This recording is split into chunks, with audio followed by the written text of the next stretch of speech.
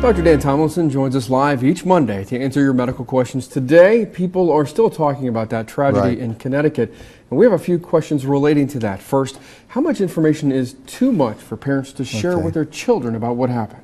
Yeah, that's really tricky. You know, kids they're smart, and a lot of kids, 6, 7 years of age, they've had grandparents pass away and so forth. So you can talk about death a little bit. They're not going to have a good concept of what it is because they haven't really lived that long and they don't know about the permanence of it. But the main thing is you go with where they want to take you. Don't just lead them or force feed them. And I think that you'll get a lot less anxiety on your child or the kids in general if you kind of let them lead into the discussion and you give them the answers that way. We have a second question, and this has been brought up a lot on social media and a lot in talk radio and TV. Second, have there been reports that the shooter may have suffered from some form of mental illness?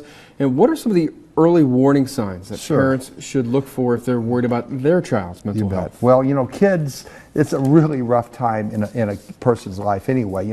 There's peer pressure and so forth. But the most common mental illness in a teenager, for instance, would be depression, and that would be a person who kind of becomes disengaged, who doesn't look forward to doing activities, is sleeping way too much, and it's kind of a joke there because teenagers sleep all the time anyway.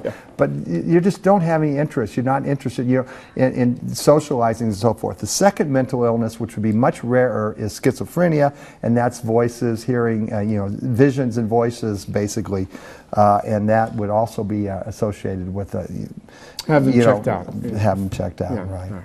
Well, Dr. Dan joins us each Monday to answer your medical questions. Thanks for coming in, Dr. Dan. You bet. If you have a question, you may write him or email him at the addresses right there on your screen. You may also post a question on our News 10 Facebook page.